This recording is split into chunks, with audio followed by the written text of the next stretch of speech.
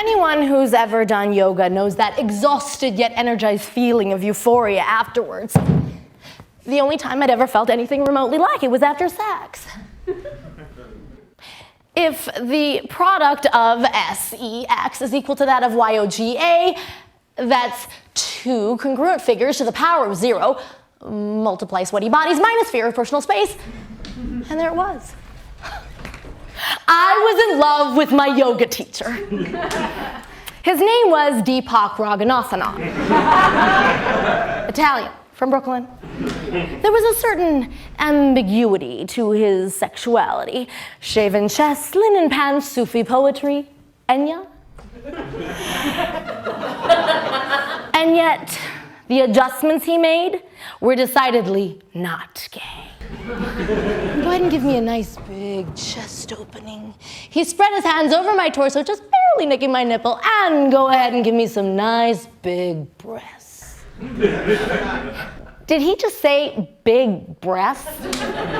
Because that's anatomically impossible. Breaths. It's yoga, not sex. They're different. I began to scrutinize his every adjustment. Go ahead and come into tree pose. Now, the roots on your tree need to be so firmly planted I could take my hand and draw a line from your heart chakra all the way down to your root chakra. You know, the root chakra. The taint. How could I not be half her teacher? The dude was cupping my good. I began to go every day.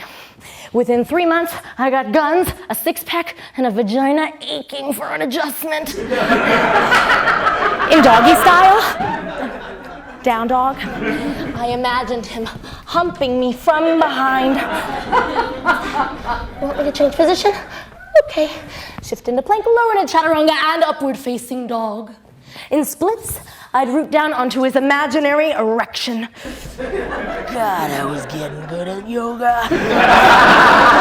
I could hold a headstand as long as the fantasy lasted.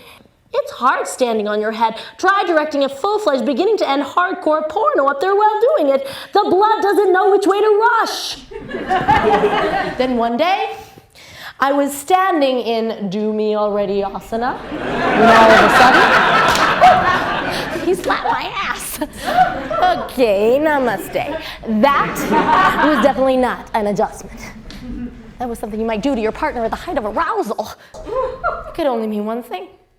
It was just a matter of time before we bought a bungalow in Topanga together, conceived a flexible family on organic hemp sheets. Every class ends in Shavasana, the final resting pose. Right? The pivotal segue moment in our relationship had finally arrived, and I was to rest. I had to strategize the beginning of our future together. How was I supposed to go from flat on my back in Shavasana to flat on my back with him? This is how I ended every class, undoing all the good I'd just done for myself over the last hour and a half. It was the antithesis of what the ancient yogis had in mind. Quick Om, 5-minute Zen out.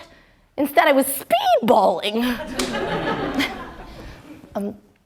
So there's this new tea I tried. It's quite nurturing. I was wondering if you might like to come over and, tea bag.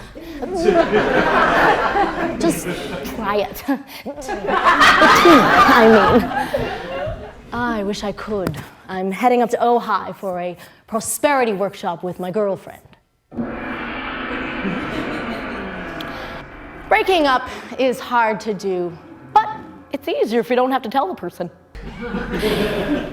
It was time to see other people, real people, who knew they were in a relationship with me.